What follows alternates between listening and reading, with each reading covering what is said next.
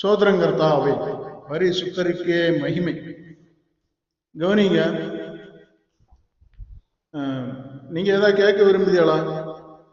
அந்த பாவம் என்னன்னு ஒண்ணு கொஞ்சம் தெளிவா சொல்ல முடியுமா?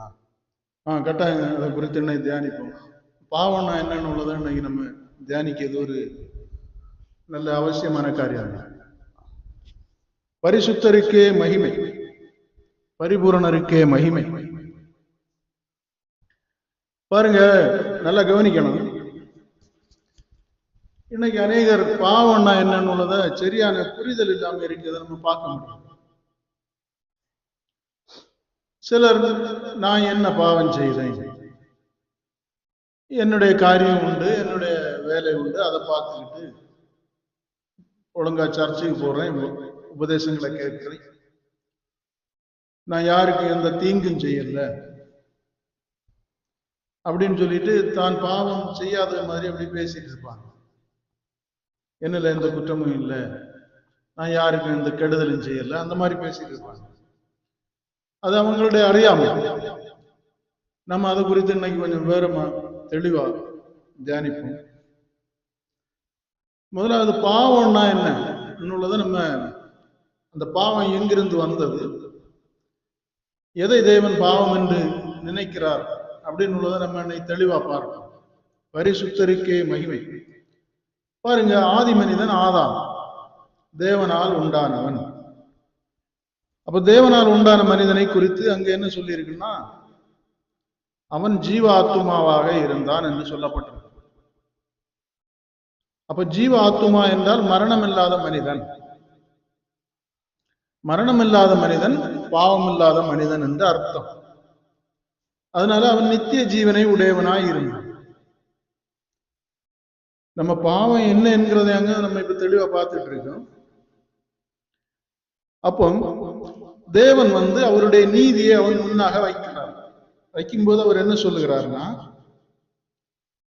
இந்த மரணத்தை உண்டு பண்ணுகிற, நன்மை தீமை அறிகிற இந்த கனியை நீ புசிக்க வேண்டாம் என்று சொல்லுகிறார். அப்ப அந்த கனியை புசித்த மாத்திரத்துல அவன் பாவ ஆத்துமா ஆனான் என்று போட்டிருக்கான். அப்போ தேவனுடைய கட்டளையை மீறி தேவன் அவனை வைத்திருந்த அந்த நிலைமையிலிருந்து அவரை மீறி செயல்பட்ட உடனே பாவம் அவனுக்குள்ள வந்துச்சு. இந்த பாவத்தை செய்ய தூண்டினது யாருன்னா பிசாசு. அங்க அவன் ஒரு அப்பாவி மாதிரி தேவனுடைய முன்பாக போவான். அப்ப அவன் சில காரணங்களை சொல்லுவான். தேவரீர், இந்த தந்த ஸ்திரீ தான் என்ன இந்த பழத்தை புசிக்க செய்தா அப்படின்னு சொல்லிட்டு அந்த ஸ்திரீயை தன்னை தவறு செய்ய தூண்டினதை குறித்து சொல்லும். அப்ப இதுல இருந்து நமக்கு என்ன புரியுதுன்னா, ஆதாம் வஞ்சிக்கப்பட்டான், ஸ்திரீ வஞ்சிக்கப்பட்டாள். அந்த வஞ்சனைக்குள்ளே பாவம் மனுஷனுக்குள்ள வந்துட்டு, சாத்தானுக்கு கீழ்ப்படிந்தவுடனே பாவம் மனிதனுக்குள்ள வந்துட்டு, தேவன் சொன்ன ஸ்தானத்திலிருந்து நம்ம விலகிட்டோம்னாலே பாவம் உள்ள வந்துடும். தேவன் நம்மை நிலைநிறுத்தின நிலைநிற்பிலிருந்து விலகிட்டோம்னா, தேவன் தந்த கட்டளையிலிருந்து வெளியே வந்துட்டோம்னா, அவர் சொன்ன காரியங்களுக்கு நாம் கீழ்ப்படியலைன்னா, எல்லாவற்றிலுமே பாவம் இருக்குதுன்னு அர்த்தம். பரிசுத்தருக்கே மகிமை. அப்ப ஆதாம் பாவ ஆத்துமா ஆனான்னா, அவன் ஏதோ அநேக பாவங்களை செய்து, அல்லது நாம் இன்னைக்கு நினைத்து கொண்டிருக்கிறது மாதிரி உள்ள தவறான காரியங்களை செய்து பாவ ஆத்மா ஆகல. தேவனுக்கு கீழ்ப்படியாமல், அல்லது தேவன் விலக்கினதை மீறினதுனாலே, அல்லது சாத்தானுக்கு இடம் கொடுத்ததுனாலே, அல்லது அந்த மரணக்கனியினுடைய தீமையை குறித்து உணராததுனால, எவ்விதத்திலும் சரி தேவனுடைய அடைக்கலத்திலிருந்து, தேவனுடைய பாதுகாப்பிலிருந்து வெளியே வந்தாலே அது பாவம் தான். பரிசுத்தருக்கே மகிமை. அப்போ பாவம் அவனை ஆண்டு கொண்டது, மரணம் ஆண்டு கொண்டது. பாவத்தின் உச்சம் மரணம், பாவத்தின் சம்பளம் அது அவனை ஆண்டு கொண்டது என்று சொல்லப்பட்டது. அப்ப நமக்கு புரியுது, பாவம் என்று சொன்னால் பாவத்தினுடைய இன்னொரு ரூபம் சாத்தான். சாத்தானிடத்திலிருந்து அவனுக்கு கீழ்ப்படிந்து அவனுடைய அசைவாடுதலுக்குள்ளே அவனுடைய ஆளுகைக்குள்ளே ஒருவன் வந்துட்டானாலே அவன் பாவிதான். பரிசுத்தருக்கே மகிமை. சாத்தானுக்கு இடம் கொடுத்தா பாவிதான். தேவனுடைய கட்டளை மீறினா பாவிதான். தேவன் வைத்த ஸ்தானத்திலிருந்து விலகினா பாவிதான். அதனால் ஆதாம் பாவி என்று தீர்க்கப்பட்டான். தீர்க்கப்பட்டான் இல்ல, அவனுக்குள்ளே பாவம் பிரவேசித்தது. இதுதான் ரோமர்ல பவுல் சொல்லும் போது அவர் சொல்லுவார், அவன் பாவ ஆத்மா ஆனதுனால அவனிலிருந்து உண்டாகிற எல்லாமே பாவம் தான். அப்ப பாவம் செய்யணும்னு இல்லை. பாவத்திலிருந்து பாவ ஆத்மாவிலிருந்து வெளிப்பட்ட எல்லா சந்ததியுமே பாவ உடையவர்கள் தான், பாவ சந்ததிகள். அதனாலதான் ஆண்டவர் கூட பூமியில இருக்கும்போது ஜனங்களை பார்த்து விரியன் பாம்பு குட்டிகளேன்னு சொல்லுவார். அப்படின்னா வலு சர்ப்பத்தினாலே பாவம் உலகத்தில் பிரவேசித்தது.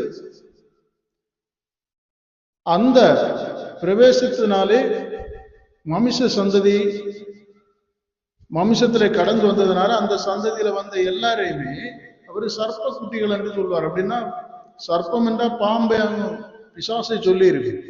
அதுல இருந்து கடந்து வந்த எல்லாரையுமே ஆதாம் முதல் ஆதாமுக்கு ஒப்பாக பாவம் செய்யாத எல்லாருமே மரணம் பாவம் ஆண்டு கொண்டதுன்னு சொல்லி இருக்கு. அதனால நம்ம பாவம் என்று பார்த்தா தேவனுக்குள் வராத யாவும் பாவம். வேதம் சொல்லுறது கிறிஸ்துக்குள் வராத யாவும் பாவமே, விசுவாசத்துக்குள் வராத யாவும் பாவம். இன்னும் பார்த்தாச்சுன்னா கிறிஸ்து சொல்லுவார், ஒரு மனிதனுக்குள்ள இருந்து அருவருப்பான எண்ணங்கள், கொலைபாதக எண்ணம், காம விகாரங்களை உண்டு பண்ணுகிற எண்ணங்கள், இந்த எண்ணங்கள் எல்லாம் மனுஷனை தீட்டுப்படுத்துகிறது, பாவத்திற்குள்ளே சிறை பிடிக்கிறது. ஒரு மனிதன் ஸ்திரியை இச்சையோடு பார்த்தால் பாவம் செய்தாயிற்று. அப்ப பாருங்க, பாவம் என்கிறது வெறும் செய்கிறதுனால இல்லை, நம்ம ஆவியிலும் அது இருக்குது. ஆவியிலே ஒருவன் தீங்கான காரியங்களையும் தீமையானதையும் செய்தா அதுவும் பாவம் தான். தீய நோக்கம் பாவமாம். நீதிமொழிகள்ல பார்த்தோம்னா தெரியும், தீய நோக்கமே பாவம் என்று சொல்லப்பட்டிருக்கு. இனி நன்மை செய்ய வேண்டிய இடத்துல நாம் செய்யாம இருந்தா அதுவும் பாவம் என்று சொல்லப்பட்டிருக்கிறது. நம் சகோதரர்களிடத்தில் அன்பு கூறலைன்னா அதுவும் பாவம் என்று சொல்லப்பட்டிருக்கிறது. அப்ப இங்க பார்த்தா கிறிஸ்துவின் சாயலில் இருந்து விழுந்த யாவும் பாவம். கிறிஸ்துவின் சாயலுக்குள் இல்லாத எல்லாமே, குமாரனுக்குள் இல்லாத எல்லாமே பாவம். பரிசுத்தருக்கே மகிமை. அதனால நாம் கிரியை செய்கிறத வச்சுக்கிட்டு பாவம், நான் என்ன பாவம் செய்தேன், நான் அப்படி ஒண்ணும் செய்யலையேன்னு சொல்லுகிறது அறிவற்ற தன்மை. நாம ஒரு கிரியைகளை செய்யக்கூடாதுன்னு சொல்லியிருந்தா அதை செய்யாம இருந்தா நாம சில தண்டனைகளுக்கு தப்ப முடியும். ஆனா பாவம் நமக்குள்ள இருக்கும். இதைதான் வேதம் சொல்லுகிறது, பாவம் செய்தவனையும் செய்கிறவனையும், அதே மாதிரி பாவம் செய்யாம இருக்கிறவனையும் பாவம் இல்லாத இருக்கிறவனையும் வேதம் பிரித்து பேசுது. பாவம் ஒருவேளை நாம் செய்யாம இருக்கலாம், ஆனா நமக்குள்ள அந்த பாவ பிரமாணம் இருக்கும். அதனாலதான் சிறு பிள்ளைகளா இருந்தாலும் அது பிறந்த உடனே 8ஆம் நாட்கள்ல, அந்த காலத்துல அது பிறந்த உடனே அது பாவத்தில் பிறக்கிறதுனால அந்த பிள்ளைங்களுக்கு பாவ நிவாரண பலியாக புறா குஞ்சை அல்லது வசதி படைத்தவர்கள் ஆடு பலி செலுத்துவார்கள். பாவ நிவாரண பலியாய் பாவத்தை பெற்றெடுத்தபடியினாலே அந்த ஸ்திரியானவள் 40 நாள் ஆலயத்திற்கு புறம்பாய், ஆலயத்திற்குள்ள எல்லாம் வரக்கூடாதுன்னு சொல்லியிருக்கு. 8ஆம் நாள் விருத்த சேதனத்துக்கு மட்டும்தான் பிள்ளை கொண்டு போகப்படும். பெண் பிள்ளை பிறந்தா அதெல்லாம் அந்த காலம். அப்ப அந்த காலங்களில் பாவம் என்ன என்கிறதை வெளிப்படுத்துறதற்காக அதெல்லாம் சொல்லப்பட்டிருக்கு. அப்ப பாவத்தில் பிறந்த எல்லாருமே ஆதாமுக்கு பிறகு, அதனாலதான் வேதம் சொல்றது ஆதாம் தேவனால் உண்டானவன். அதுக்கு பிறகு உள்ளது எல்லாம் பார்த்தாச்சுன்னா எல்லாருமே பாவத்தில் பிறந்தவர்கள் தான். அதனாலதான் வேதம் சொல்லுகிறது, தேவனால் பிறந்தவன் மட்டும்தான் இனி பரிசுத்தவான் என்று தீர்க்கப்படுவான். அப்ப பரிசுத்தம் இல்லாதவர்கள் அல்லது தேவனுடைய ஆவியினாலே ஆளுகை செய்யப்பட்டு வழிநடத்தப்படாதவர்கள் எல்லாம் ஏதோ ஒரு விதத்துல பாவத்திற்குள்ளதான் இருக்கிறார்கள். அது நம்ம செய்யறோமோ இல்லையோ, செய்தா தண்டிக்கப்படுவோம், செய்யலன்னா நாம் பாவத்தை ஜெயிக்க முடியாது. நமக்கும் ஒரு நாள் பாவம் செய்தவனுக்கும் மரண ஆக்கனை வரும், செய்யாதவனுக்கும் வரும். மரணம் எல்லாரையும் ஆண்டு கொண்டு இருக்கிறது என்று அர்த்தம். அப்போ பாவத்திலிருந்து விடுதலை என்று சொன்னால் அவன் உயிர்த்தெழுதல்ல இணைகிற ஒரு மனிதனாய் இருக்கணும். பாவம் மனிதனை ஆண்டு கொண்டு அவனை மரணத்திற்குள்ளே கொண்டு போய் அவனை பாதாளத்திலே அடைத்து போடுகிறது. அப்போ இந்த பாவத்திலிருந்து நாம் ஜெயம் பெறவும் அதனுடைய சம்பளமாகிய மரணத்திலிருந்து விடுதலையாகவும் நித்திய ஜீவனை இழந்து போன ஆதாம் அந்த நித்திய ஜீவனை கிறிஸ்து மூலம் பெற்றுக்கொள்கிறதுக்காக கிறிஸ்து கொடுக்கப்பட்டார்.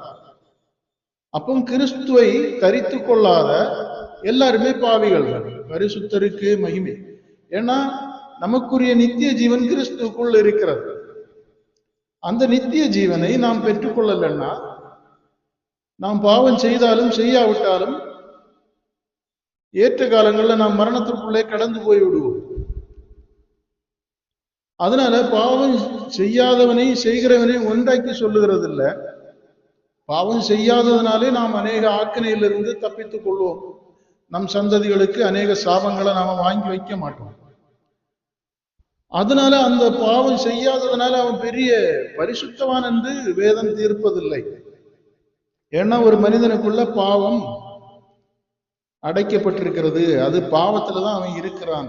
எப்படி நமக்கு ஒரு சரீரம் நம்முடைய பெற்றோர் மூலமாய் அந்த சாயல்ல வெளிப்படுகிறதோ, அதே மாதிரி நம் முன்னோர் பெற்றோர்களுடைய ஆவியை உடையவர்களாகத்தான் நாம் வருகிறோம், பிறக்கிறோம். அப்ப ஜென்ம சுவாபம் உடைய எந்த மனிதனும், உலகத்தின் ஆவியை உடைய எந்த மனிதனும் அவன் பாவத்தின் வித்துதான். பரிசுத்தருக்கே மகிமை. இப்ப பாருங்க, உலகத்துல எவ்வளவோ விஷத்தன்மையுடைய ஊரும் பிராணிகள் இருக்கும்.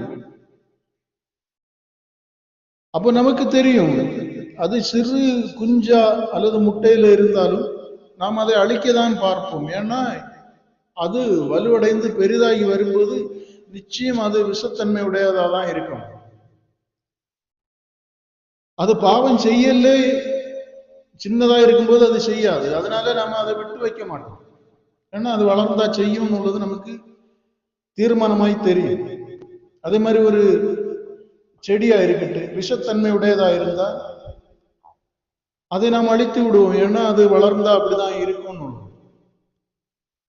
அதே மாதிரிதான் யாரா இருந்தாலும் மாமிசத்துல பிறக்கிற யாவும் மாமிசமா இருக்கும். அப்படின்னா பாவத்தில் இருக்கும், பாவ பிரமாணம் அதற்குள்ள இருக்கும்.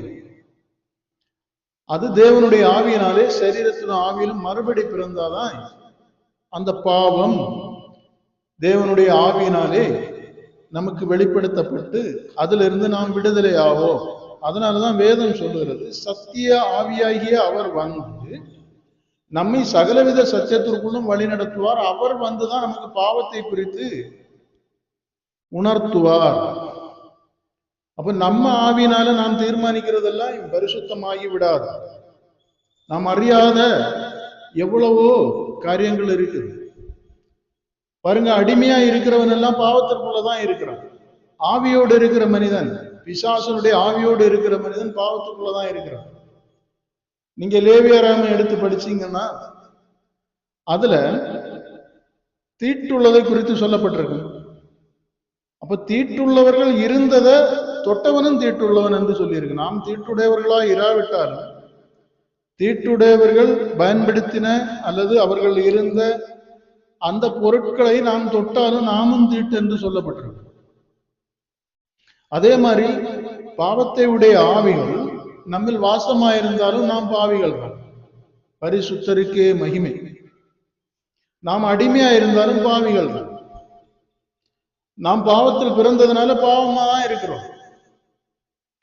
அதனாலதான் வேதம் சொல்றது, தேவனால் பிறந்த ஒருவன் தான் பாவம் செய்ய மாட்டான், பாக்கி எல்லாருமே ஏதோ ஒரு விதத்துல நன்மை செய்யாம இருக்கிறது பாவம் என்று சொல்லி இருக்கு.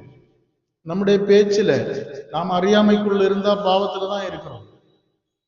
தேவனை அறிய வேண்டிய பிரகாரம் அறியாம இருந்தோம்னா, கழுகப்படாம இருந்தோம்னா பாவத்துலதான் இருக்கிறோம். அதனால நாம் பாவம் செய்யல அப்படின்னு நாம் நம்மை நாமே நீதிமானாய் தீர்ப்போமானால் நாம் முட்டாளா இருக்கிறோம். பாவம் இல்லாதவர்கள் அப்ப பாருங்க, அது எப்ப நமக்கு பாவம் நமக்குள்ள இருக்குன்னு தெரியுதுன்னா, நாம் நம்மை மாதிரி பிறரை நேசிக்க முடியலன்னா பாவம் நமக்குள்ள இருக்குதுன்னு அர்த்தம். நாம் தேவனை ஆவியோடு உண்மையோடு சேவிக்க முடியலன்னா, தேவனோடு இணைந்து வாழ முடியல அப்படின்னா பாவம் நமக்குள்ள இருக்குதுன்னு அர்த்தம். நாம் தீட்டுள்ளதை வெளிப்படுத்துகிறோம்னா பாவம் நமக்குள்ள இருக்குன்னு அர்த்தம். ஆசை இச்சை நமக்குள்ள இருக்குது அப்படின்னா பாவம் இருக்குதுன்னு அர்த்தம். அதே மாதிரி கிறிஸ்துவின் ஆவி இல்லாமல் நாம் வாழும்போது பாவத்திற்குள்ளதான் இருக்கிறோம். ஏன்னா கிறிஸ்துவின் ஆவி ஒரு மனிதனுக்குள் வரும்போதுதான் அவனுடைய சரீரமானது பாவத்திற்கு மரிக்கிறது, நீதிக்கு உயிர்க்கிறது. மற்றபடி எல்லா மனிதனும் சந்தர்ப்ப சூழ்நிலைக்கு ஏற்றபடிதான் வாழ்ந்து கொண்டிருக்கிறான். இப்ப பாருங்க, நாம நினைப்போம் நாம் பாவம் செய்வதில்லை, ஒழுங்கா சர்ச்சைக்கு போறோம் அப்படின்னு. நாம் சோதிக்கப்படும் போதுதான் நம்முடைய நிலைமை நமக்கு தெரியும். யோபு சோதிக்கப்பட்டான் பாருங்க. அந்த மாதிரி ஒரு இழப்பு நமக்கு ஏற்பட்டாதான் நாம் தேவனை விட்டு விலகி விடுவோம். யோபு அந்த வேளையிலும் தன்னுடைய குமாரர்கள், குமாரத்திகள், ஆஸ்தி, அந்தஸ்து, தன்னுடைய சரீரம் எல்லாம் நொறுக்கப்பட்ட போதும் அவன் தேவனுக்குள்ள இருந்தான். அப்போ சோதனையினாலேதான் நாம் மீட்கப்படுகிறோம். அப்போ சோதனைக்கு வராமல் அந்த சோதனைகளை ஜெயித்து தேவனோடு இணையாமல் இருக்கிற எல்லாருமே ஒரு விதத்துல பாவமும் அதனுடைய சம்பளமாகிய மரணத்திற்குள்ளதான் இருக்கிறோம். பரிசுத்தருக்கே மகிமை. பாருங்க, அதே மாதிரி இப்ப தானியேல் பழைய ஏற்பாட்டில் இருக்கிறவங்களை எல்லாம் பார்த்தா அவர்கள் சோதிக்கப்பட்ட போது அவர்கள் தேவனோடு இருந்தது வெளிப்படுகிறது. யோசேப்பு சோதிக்கப்பட்டான் ஒரு ஸ்திரீனால. அப்படிப்பட்ட சூழ்நிலை இன்னை நம்மள அநேகர்ல வந்தா பெரிய பாஸ்டர்மார் கூட விழுந்துருவாங்க.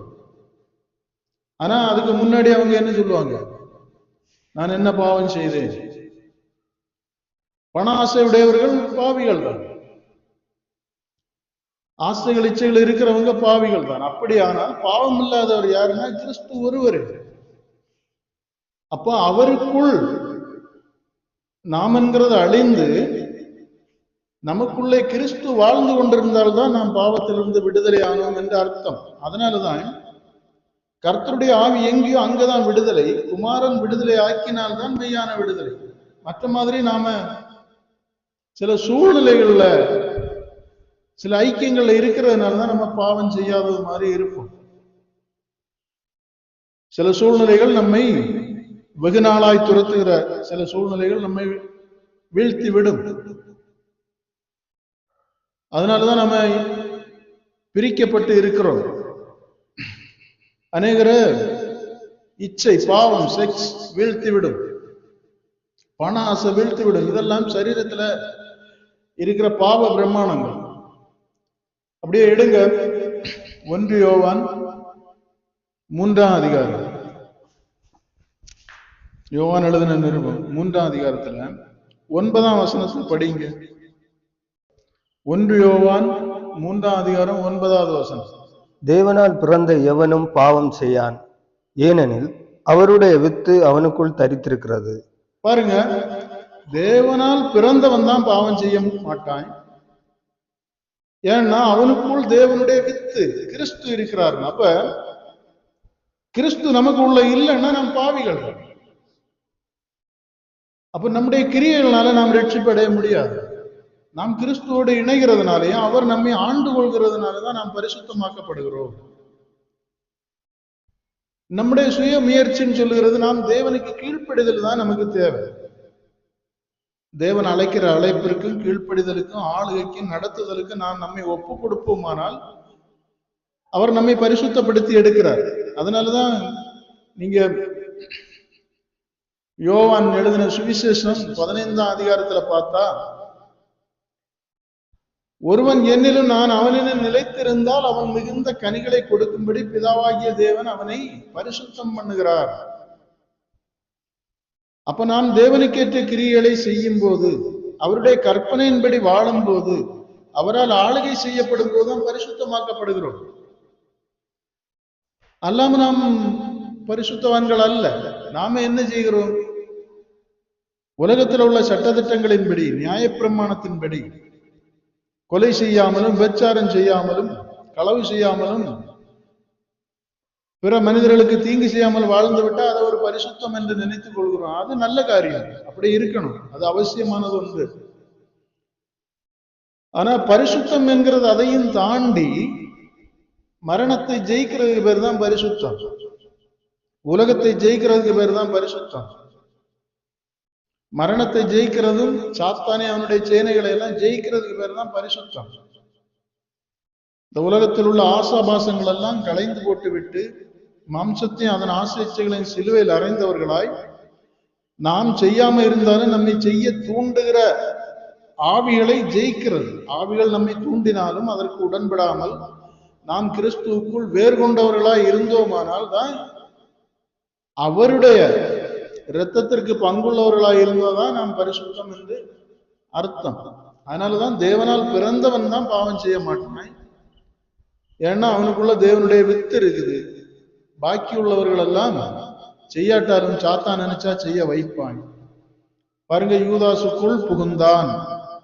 எவ்வளவோ அட்வைஸ் எல்லாம் கேட்டு, ஓமைகளை கேட்டு, அற்புத அடையாளங்களை கண்டு, தேவனோடு 3.5 வருட காலம் அவரோடு பரிமாறின ஒரு நபர் சாத்தான் புகுந்தான். உடனே கர்த்தர் சொல்லுகிறார், நீ போய் செய்ய வேண்டியதை செய். பாவம் செய்தான், துரோகி ஆனான். பாருங்க, சாலோமன் கர்த்தர் இருவிசை பேசியும் கர்த்தரிடத்திலிருந்து ஞானத்தின் ஆவியை பெற்றும் பாவம் செய்தான். சவுல் தேவனால் அபிஷேகம் பண்ணப்பட்ட மனிதன், அவருக்கு விரோதமாய் எழும்பினான். அப்ப அவர்களுடைய மனதில் அப்படி தேவனுக்கு விரோதமான எண்ணம் இல்லைனாலும் பிசாசு செய்ய வைப்பான். பாருங்க, பரிசுத்தமாய் இருந்த ஜீவ ஆத்மா உடையவனாய் இருந்த ஆதாமே அவன் விழத்தள்ளுகிறான். அதனால நாம் பாவி இல்லை என்று அப்படி நினைக்க கூடாது. அப்ப நாம் என்றைக்கு பாவத்தை விட்டு விலகுகிறோம் அல்லது பரிசுத்தம் ஆகிறோம் என்றால், எப்ப நாம தேவனுடைய வழிகளுக்குள்ள வருகிறோமோ, அவருடைய கற்பனைக்குள்ள வருகிறோமோ, அவருடைய வாழ்க்கைக்குள்ள வருகிறோமோ, அன்றைக்குதான் நாம் முழுமையாக முடியும். மற்ற மாதிரி உலகத்துல நம்முடைய அறிவினாலும் நம்முடைய அனுபவங்களினாலும் சில ஐக்கியங்களினாலும் சில சூழ்நிலைகளினாலும் நாம் பாவம் செய்யாமல் நம்மை காத்துக்கொள்வோம். அந்த பாவம் சொல்லுறது மாமிசப்படியான சில கிரியைகள். கெட்ட வார்த்தை பேசாமலும் சாந்த குணம் உடையவர்களாய் பூமியை சுதந்திரிக்கும்படியாய் பூமிக்கு ஏற்றபடி வாழ்கிற ஒரு வாழ்க்கையிலும் சில நீதியான காரியங்களை நாம் செய்வோம். அதனால அந்த ஆட்கள் எல்லாம் பெரிய பரிசுத்தவான்கள் என்று சொல்ல முடியாது. ஏன்னா அவர்களை சோதிக்கும்படியாய் தேவன் ஒப்பு கொடுத்தா அவங்க தங்களை மிஞ்சின பெரிய பாவங்களை செய்வார்கள். அதுதான் வேதத்தில் இருக்கிற சாட்சி.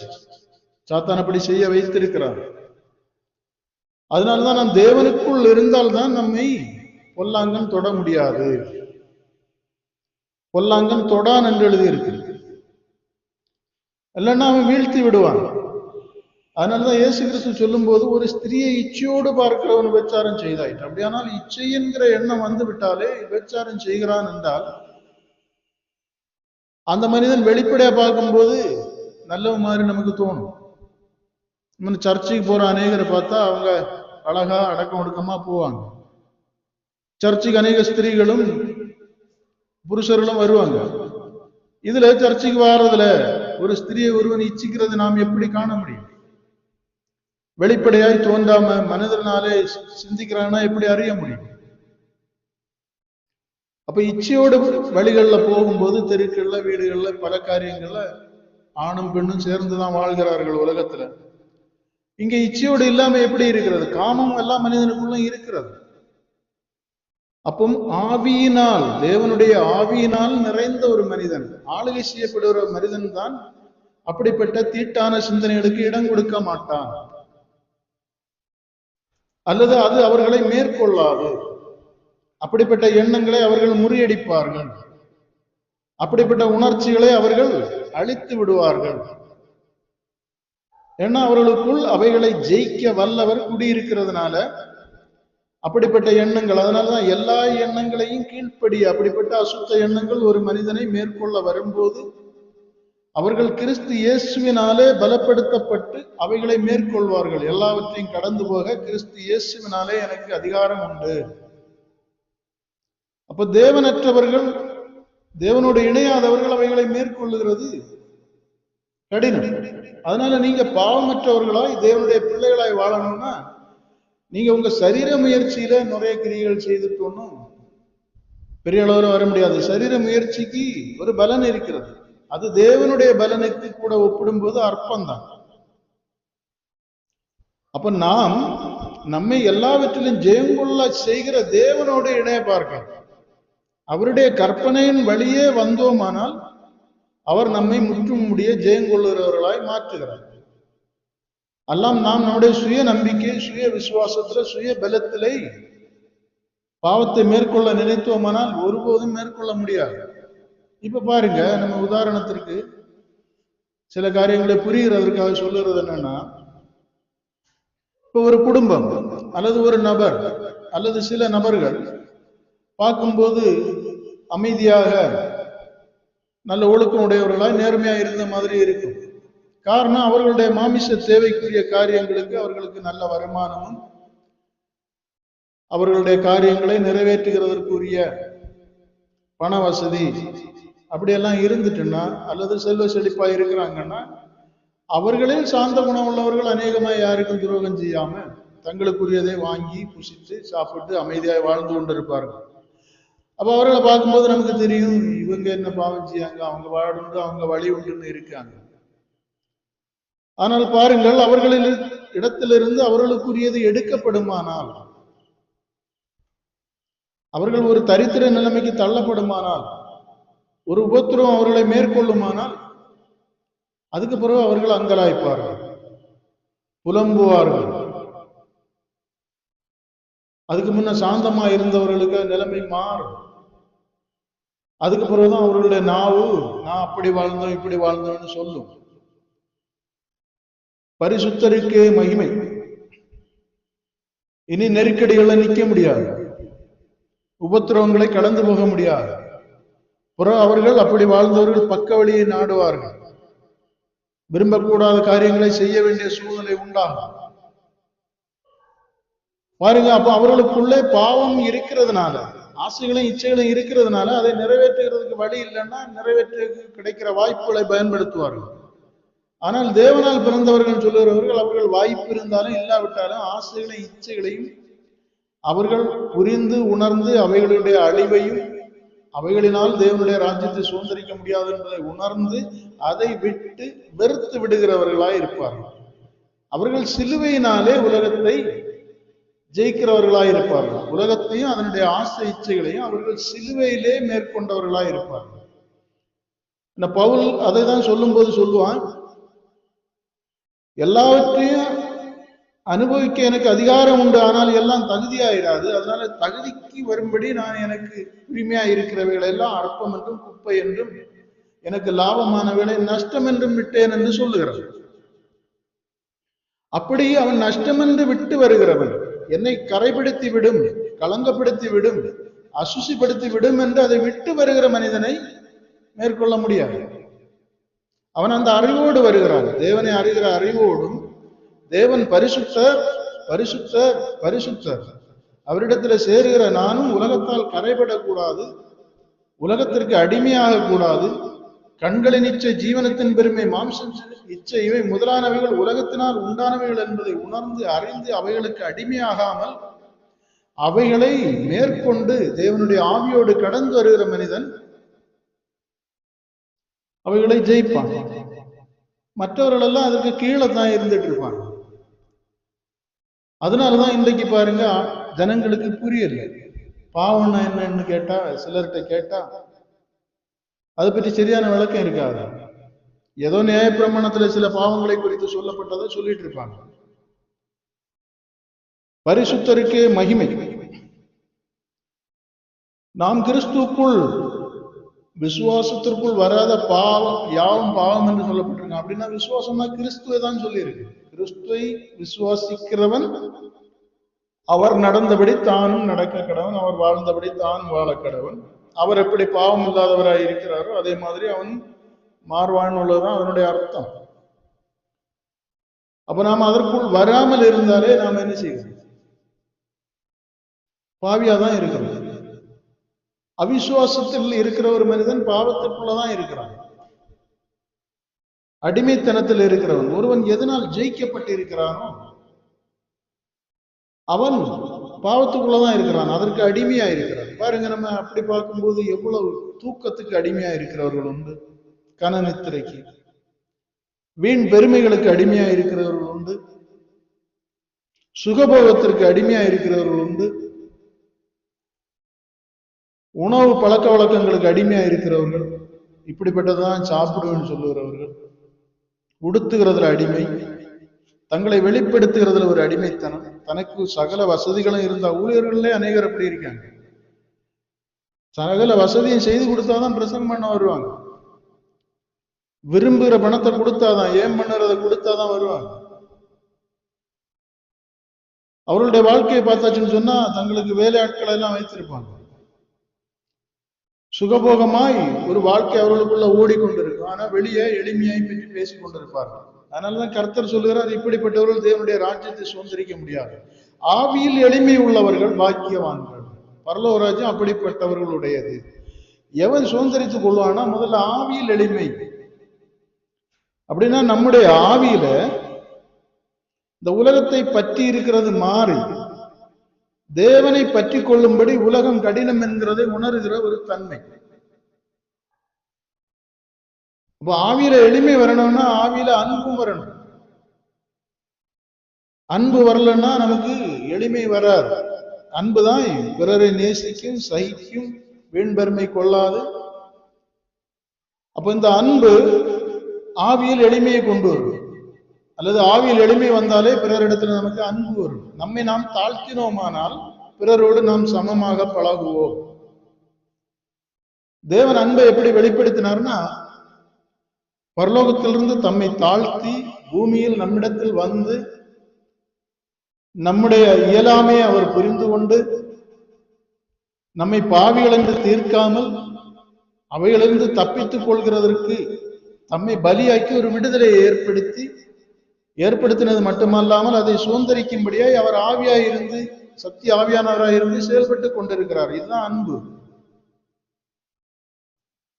அப்ப பாருங்க, நம்ம அப்போ பரிசுத்தானா எவ்வளவு காரியங்கள் இருக்குது. நாம் சிலதை செய்யலைனாலே பாவிதான். அடிமைத்தனம் மனிதனை எப்படி ஆண்டு கொண்டு இருக்கிறது, சுகபோகங்கள் ஆண்டு கொண்டு இருக்கிறது, ஆசைகள் ஆண்டு கொண்டு இருக்கிறது, இச்சைகள் ஆண்டு கொண்டு இருக்கிறது. இவைகளெல்லாம் வைத்துட்டு நான் என்ன பாவம் செய்தேன்னு சொன்னா, உலகம் பிசாசுக்குள்ள இருக்கிறதே பாவம் தான். படிங்க 5ஆம் வசனம், அதே அதிகாரத்துல 5ஆம் வசனம் படிங்க. 1 யோவான் 3ஆம் அதிகாரம் 5வது வசனம் படிங்க. அவர் நம்முடைய பாவங்களை சுமந்து தீர்க்க வெளிப்பட்டார் என்று அறிவீர்கள், அவரிடத்தில் பாவம் இல்லை. பாருங்க, அவரிடத்தில் பாவம் இல்லாததுனாலதான் அவர் நம்மை சுத்திகரிக்க, நம்முடைய பாவத்தை சுமந்து தீர்க்க வெளிப்பட்டார். பரிசுத்தருக்கு மகிமை. அப்ப நாம் எல்லோரும் பாவத்திற்குள் தான் அடைக்கப்பட்டிருக்கிறோம். அதனாலதான் ஆதாமனுடைய பாவத்திற்கு ஒப்பான மீறுதலை செய்யாம இருந்தாலும் அவன் சந்ததி எல்லாம் பாவம் என்று சொல்லியிருக்கு. இன்னைக்கு அநேகருக்கு பாவம் என்ன என்று சரியா புரியலன்னு உள்ள உதாரணம், அவர்கள் பாவம் செய்யாதவர்கள் எல்லாம் பரலோக ராஜ்யம் என்று நினைக்கிறவர்கள். அதனாலதான் சிறு பிள்ளைகள் என்ன பாவம் செய்தது, அதனால அதுகளுக்கு பரலோக ராஜ்யம் என்று ஒரு வாதத்தை பெரிய ஊழியர்கள் கூட பேசிட்டு இருக்காங்க. பாருங்க, அவங்க என்ன சொல்லுவாங்கன்னா, இயேசு சொன்னார் பரலோக ராஜ்யம் அப்படிப்பட்டவர்களுடையதுன்னு சொன்னார். உண்மைதான். கர்த்தர் அதை உதாரணப்படுத்தி சொல்லுகிறார். சிறு பிள்ளைகளுக்கு அதற்குள் பாவம் இருக்குது, ஆனா பாவம் என்னதென்று அது உணரும்படியான ஆவியில் வளராததுனால, அதே சிறு பிள்ளையை நம்ம வளர்த்தணும்னா பாவம் செய்யும். சிறு பிள்ளைகளுக்குள் பாவ வித்து இருக்குது, அது பாவத்துல பிறந்தது. ஆனா அது ஆவியில் வளராததுனால அது என்ன செய்யும்னா, பாவத்தை செய்யறதுக்குள்ள அறிவு வரல, உணர்வு வராதனால அது கிரியைகள்ல வெளி செய்யாது. அதனால நாம் அதை பாவம் இல்லாத மாதிரி நினைப்போம். அதை உதாரணப்படுத்தி தான் அதே மாதிரி கபடற்றவர்களாய் இருக்கணும் அப்படின்னு, அப்படிப்பட்டவர்களுடையது அவர்களைப் போல பாவம் செய்யாம இருக்கிறதை அவர் உதாரணப்படுத்தி தான் பேசுவார். எல்லாமே சிறு பிள்ளைகளுக்கு பரலோக ராஜ்யம் சொல்லுறது பெரிய முட்டாள்தனம். அப்படி தேவன் எங்குமே சொல்லல. பாருங்க, நம்ம வேணா அதை குறித்து நீங்க சிந்திங்க. இப்ப வேதத்துல நாம அடிக்கடி பேசுகிறது தான், விபச்சாரம் செய்யாதேன்னு சொல்லி இருக்கும். அப்ப அங்க விபச்சாரம் செய்யும் போதும் பிள்ளை பிறக்குது. அப்ப அந்த பிள்ளை எப்படி பிறக்குது? பாவத்துலதான் பிறக்கிறது. பரிசுத்தருக்கே மகிமை. அப்போ இப்ப நம்ம பாவம் பிள்ளைகள் செய்யல, சிறு பிள்ளைகள் மரித்தால் பரலோக ராஜ்யம்னா, இயேசு கிறிஸ்துவானவர்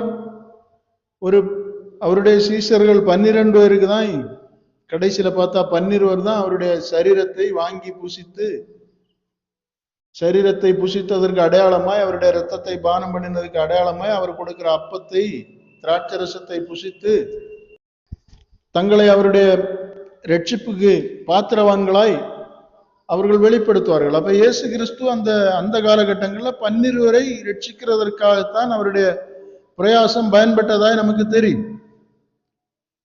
ஆனா சிறு பிள்ளைகளுக்கு பரலோக ராஜ்யம்னா, ஏரோது எத்தனை பேரை கொன்று போட்டு விட்டான்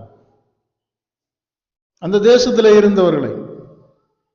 அப்ப அவர்களுக்கெல்லாம் பரலோக ராஜ்யம் என்று சொன்னால், இயேசுவை விட இயேசுக்கு உதவி இல்லாமலே, தேவனுடைய ஆவி இல்லாமலே, தன்னுடைய துஷ்டத்தனத்தினாலே அநேகரை பரலோக ராஜ்யத்துக்கு அனுப்பின ஏரோதை நம்ம பாராட்டணுமே.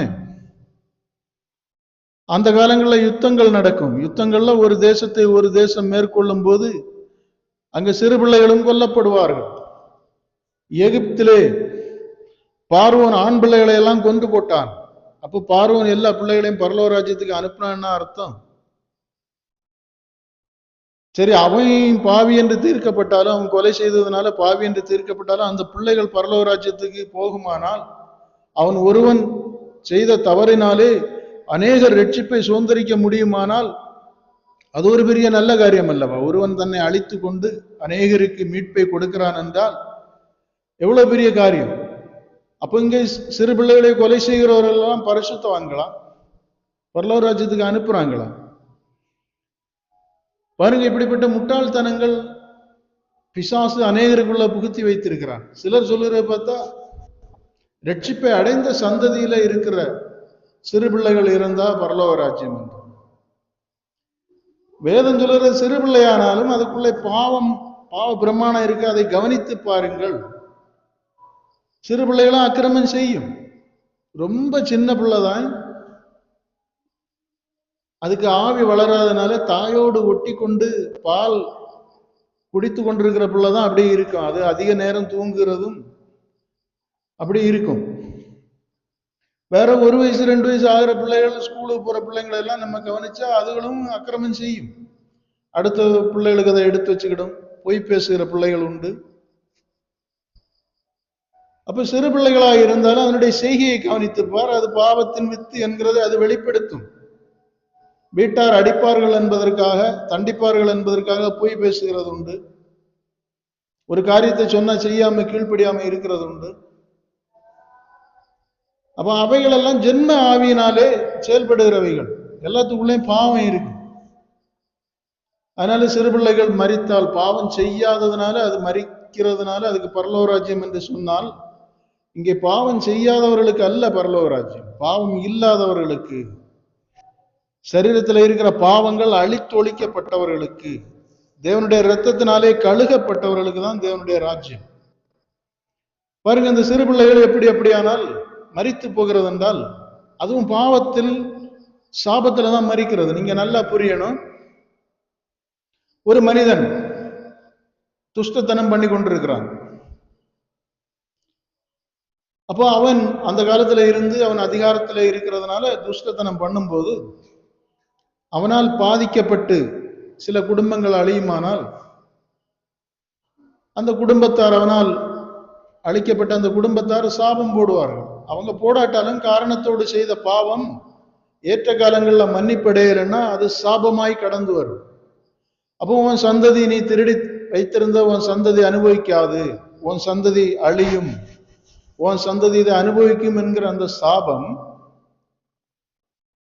அவனுடைய சந்ததிகள்ல வரும்போது அந்த பிள்ளைகளை சிறு வயதிலே பட்சித்து விடும். அதனாலதான் சிலர் பாவத்திலே பிறக்கும் போது கூனனாய் குருடராய், தேவன் அப்படி கூன் குருடுகளை எல்லாம் படைக்கிறது இல்லை, ஊமையின் செவிடனை எல்லாம் படைத்து சிறு பிள்ளைகளே அப்படி பிறக்குது. அப்படி சிறு பிள்ளைகளை தேவன் படைக்கிறது இல்லை. தேவன் யாரையும் துன்புறுத்தி அதிலே சந்தோஷப்படுகிற தேவன் அல்ல. அவைகள் ஏன் அப்படி பிறக்கிறது என்றால் பாவத்தில் பிறக்கிறதுனால. அதனாலதான் பிறவியிலே சப்பானியாய் இருந்த ஒரு மனிதன் அவன் பிறங்கும் போது குழந்தையாய் இருந்திருப்பான், சின்ன குழந்தை. அப்பவும் அவன் பிறந்ததுல இருந்தே சப்பானி. அப்ப அவனை எழும்பி நட அல்லது உன் பாவங்கள் மன்னிக்கப்பட்டது என்று சொல்லும் போது அப்ப பாவத்துலதான் அந்த பிள்ளை பிறந்திருக்கிறது. அதனாலதான் அது முடமாய் இருக்கிறது. அது மாதிரிதான் பாவத்திலே சிறு பிள்ளைகள் மரித்து போகுது. இப்ப பாருங்க, எரிகோ கோட்டையை தகர்த்து போட்ட போது இனி இந்த கோட்டையை எவனாவது எடுத்து கட்டுவானால் அவனுடைய தலைச்சான்கள், அவனுடைய பிள்ளைகள் அற்று போகும் என்று ஒரு சாபம் போட்டிருக்கு.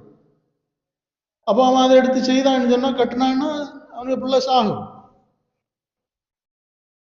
ஒரு தேசத்தை பாருங்கள், ஒரு தேசத்துல இருக்கிற ராஜா தேவனுக்கு பயப்படாமல் அகங்காரமாய் பிசாசனால உண்டானவனாய் இருந்தா பக்கத்து தேசத்தோடு இருமாப்பாய் பேசி பிரச்சனைகளை உண்டு பண்ணனான்னா அவன் நிமித்தம் தேசம் என்ன செய்யப்பட்டுரும்? பக்கத்து தேசங்காரன் இங்க வந்து யுத்தம் பண்ணி எல்லாரையும், ஸ்திரீகளையும், பாவம் செய்யாத பிள்ளைகளை எல்லாரையும் கொண்டு போட்டுட்டு சிறைபிடித்துட்டு போயிடுவான். அப்படிதான் நாம் இஸ்ரவேல் ராஜாக்கள் பாவம் செய்த போது அதில் குடியிருந்த குடியானவர்கள் எல்லாம் சிறைபிடிக்கப்பட்டதை பார்க்கிறோம். தேவனுடைய காரியங்களை தீட்டை ஏற்படுத்தின அந்நிய வஸ்துவை ஒளித்து வைத்திருந்த ஒருவனை பிடித்து அழிக்கும் போது அவனுடைய குடும்பத்தை விட்டுதான் கல்லறிந்து கொள்வார்கள். அதில் அவனுடைய பிள்ளைகளும் எறியப்படுவார்கள். பாருங்க, அப்போ தேவன் புறஜாதிகளை அழிக்க சொல்லும் போது, அமலேக்கரை அழிக்கும் போது அங்க ஒரு விலங்குகள் கூட வைக்கக்கூடாது, எல்லாவற்றையும், குழந்தைகள் முதல் எல்லாவற்றையும் சுட்டரித்து விடு என்று சொல்லுவார். அப்ப அவர்கள் அந்த பிள்ளைகளை எல்லாம் சிறு பிள்ளைகள் என்று பார்க்க மாட்டார்கள், அவர்களை பாவ வித்தாய் பார்க்கிறபடினாலே அழித்து விடுவார்கள். பரிசுத்தருக்கே மகிமை. அப்ப சின்ன பிள்ளைகள் சாகிறது என்று சொன்னால் ஏதோ முன்னோருடைய பாவம், சாபம், மன்னிக்கப்படாத பாவங்கள் சாபங்களாய் வந்து மனிதனை பட்சிக்கிறது. ஏன்னா சாபத்தின் சம்பளம் தான் மரணம். அந்த மரணம் பிள்ளைகள் மேல இறங்குறதுனால அந்த சாபங்கள் அவர்களை பூரண வயதை எட்டாமல் அல்லது உலகத்தின் பிரகாரம் உள்ள அந்த வயதை எட்டி போக முடியாம செய்து விடுகிறது. அப்ப சிறு பிள்ளைகள் பரலோராஜ் என்று சொல்லுகிறதெல்லாம் தேவனை அறியாதவர்கள் சொல்லுகிற காரியம். பழைய ஏற்பாட்டு காலத்திலேயும் அப்படி ஒரு சிறு பிள்ளைகளுக்கு பரலோராஜ்யம் என்று சொல்லப்படவும் இல்லை. அப்படி எந்த கிருபையும் கிடையாது. தேவன் நீதிபரர், அவருடைய பிரமாணத்துல எந்த மாற்றமும் இல்லை. அப்படி பார்த்தாச்சுன்னா நோவா காலத்துல எவ்வளவோ ஜனங்கள் இருந்தார்கள். நோவா மட்டும் அவனுடைய குடும்பம் மீட்கப்பட்டது, பாக்கி அந்த இடத்துல எவ்வளவோ குழந்தைகள் இறந்திருக்கும். அப்போ அவைகள் எல்லாம் மீட்கப்பட்டு பரலோகத்துல இருக்குதுன்னு அர்த்தம். பாருங்க, தாவீது ஜனங்களை கணக்கிடக்கூடாது என்று சொல்லப்பட்டிருக்கு. அவன் கணக்கிடுவான். சாத்தான் அவனை ஏவினதுனாலே அவன் ஜனங்களை தொகையிட்டான் என்று சொல்லப்பட்டிருக்கு. அதனால அங்க எவ்வளவு பிள்ளைகள் மரித்து போக வேண்டிய சூழல் அந்த தேசத்திலே அழிவுக்குள்ள வருகிறது.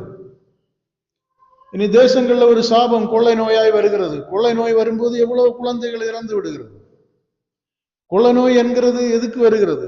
தேசத்தின் மேல இருக்கிற சாபம். அது வரும்போது குழந்தைகளையும் தான் கொண்டு போகிறது. ஒரு இயற்கை பேரழிவு வரும்போது குழந்தைகளும் தான் மரிக்கிறார்கள்.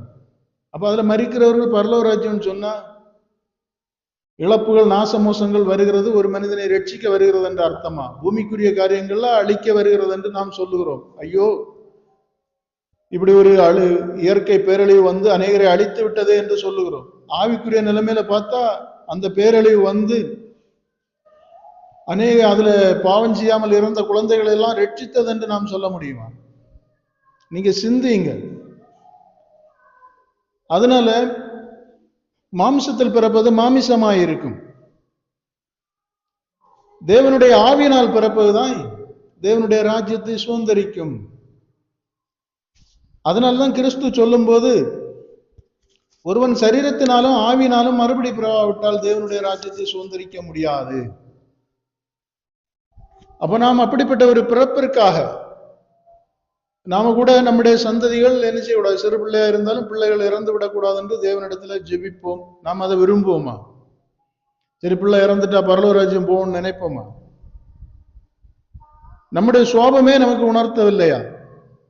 அதனால இப்படிப்பட்டதான உபதேசங்களுக்கு செவி கொடுக்காம அவைகளெல்லாம் முன்னோர் பெற்றோர்களுடைய சாபாவங்களின் வழியே நம்மை ஆண்டு கொள்கிறது. ஒரு தேசத்தில் குடியிருக்கும் போது தேசத்திலே பாருங்கள், சோதோங்குமார பட்டணத்துல அந்த தேசத்தில் இருந்த ஜனங்கள் பாவம் செய்தார்கள். அந்த தேசத்துக்குள்ளே கர்ப்பஸ்திரீகள், சிறு பிள்ளைகள், 1 வயது பிள்ளைகளில் இருந்து ஒரு தேசம் என்று எடுத்துக்கொண்டா அதுல எல்லா வயது பிள்ளைகளும் இருக்கும். 1 வயது பிள்ளை இருக்கும், 2 வயது பிள்ளை இருக்கும், பிறந்த சில மாதங்களானது இருக்கும், பிறந்த பிள்ளைகள் இருக்கும், 5 வயசு பிள்ளை இருக்கும். ஆனா பெற்றோர்கள் செய்த பாவத்தினாலே அந்த பாவம் தேவ சமூகத்துல போன போது தேவனுடைய கோபாக்கினை அதை பட்சிக்கும் போது சிறு பிள்ளைகளையும் சேர்த்துதான் பட்சிக்கிறது. சோதோங்குமார பட்டணம் முழுவதும் அழிந்தது. அதற்குள்ள இருந்த பிள்ளைகள் எல்லாம் அழிந்தது. நோவா காலத்தில் பாவம் வானபரியந்தம் எட்டின போது அதுக்குள்ள இருந்த எல்லாரும், நோவாவை தவிர, சோதோங்குமார பட்டணத்துல லோத்து ஆபிரகாமுடைய சிநேகிதனாய் சகோதரனாய் இருந்தபடினால்தான் மீட்கப்படுகிறான். தகாத விதமாய் பிறந்த அந்த சந்ததியை கர்த்தர் வெறுத்து அம்மோனிய மோவாபியர்களை தம்முடைய ராஜ்யத்திற்குள்ளே பிரவேசிக்க அனுமதிக்கவில்லை, 10 தலைமுறை மட்டும். அப்ப நல்லா சிந்திக்கணும், நாம் பாவம்னா என்ன, அதுல இருந்து விடுதலைன்னா என்ன? நாம ஏதோ பரம்பரையாய் சொல்லி வருகிறவைகளை பாவம் பரிசுத்தம் என்று தீர்க்காம தேவனால் நமக்கு அருளப்பட்ட சத்தியத்தின்படி, தேவன் நமக்கு வெளிப்படுத்தின சத்தியத்தின்படி, அவருடைய ஜீவனின்படி நாம் பாவம் என்ன என்பதை உணர்ந்து கொள்ள வேண்டும். பரிசுத்தம் என்ன என்பதை புரிந்து கொள்ள வேண்டும். தேவனுடைய ஆவி இல்லாதவன் தேவனுடையவன் அல்ல. குமாரனை உடையவனே தேவனை உடையவன், கிறிஸ்துவனுடைய ஆவி உடையவனே தேவனை உடையவன். சின்ன பிள்ளைகளுக்கு தேவன் என்று சொன்னா யாருன்னு தெரியாது. ஏதோ ஒரு கிறிஸ்துவ குடும்பத்துல பிறந்தா நம்ம ஏசப்பா தான் தேவன்னு சொல்லுவோம். அது ஆமான் தலையாட்டிட்டு போகும். அது உணர்ந்து வளர்ந்து அவருக்குள் வேர் கொண்டு அவரை அணிந்து கொண்டு அப்படி வாழ்ந்தா பிள்ளை போகுது. இன்னொரு மாற்று மதத்துல பிறந்தா அது அங்கே சொல்லி கொடுக்கறதை கேட்டுட்டு உணர்வு இல்லாமல் இருக்கும். அதனால நாம் என்னவோ இப்படி சிறு பிள்ளைகள் தேவனுடைய ராஜ்யத்துக்குரியதென்று பாவம் இல்லாதது என்றெல்லாம் நாம் நினைத்து முட்டாள்தனமா அறியாமைக்குள்ள இருக்கக்கூடாது. பாவம் என்ன என்கிறது, நாம் கிறிஸ்துக்குள் வாழலன்னா, இந்த உலகத்தை வெறுக்கலன்னா, நம்மை வெறுக்கல்ல, தேவனுடைய ஆவியை பெறலன்னா, கர்த்தருக்குள் மரிக்காம இருந்தா நாம் பாவத்திற்குள்ளதான் போவோம். அதனால நாம் புரிந்து கொள்ளணும், நாம் பாவத்தில் தான் பிறந்தோம், பாவத்தில் தான் வளர்ந்து கொண்டிருக்கிறோம். பாவம் தான் நம்மை பட்சிக்கும், மூடிக்கொள்ளும், ஆளுகை செய்யும். அதனாலதான் ஏற்ற காலத்திலே கர்த்தர் வந்து நம்மை பாவத்திலிருந்தும் சாபத்திலிருந்தும் மீட்டு அவருடைய ஞானத்தினாலும் அவருடைய நீதியினாலும் அவருடைய ஆவியினாலும் நமக்கு மீட்பை அருளுகிறார். அதை நாம் புரிந்து கொண்டு நாம் கர்த்தருக்குள் வாழ பிரயாசப்படணும். நம்முடைய ரட்சிப்பின் தேவனை தரித்து கொள்ளவும், அவர் தருகிற கிருபையை சத்தியத்தை நாம் ஏற்று வாங்கி அதற்குள்ளே ஜெயம் கொள்ளவும் தக்கதாக நம்ம மனதை நம்ம திடப்படுத்திக் கொள்ளணும், புரிந்து கொள்ளணும். நம்ம அநேக காரியங்களை கர்த்தர் தாமே உங்களை காத்து ரட்சித்து வழி நடத்துவாராக. மாம்சத்தில் கலவாத இயேசு ரட்சன் நாமத்தில் ஜீவனுள்ள தேவனுக்கே மகிமை உண்டாவதாக. ஆமேன். அல்லேலுயா.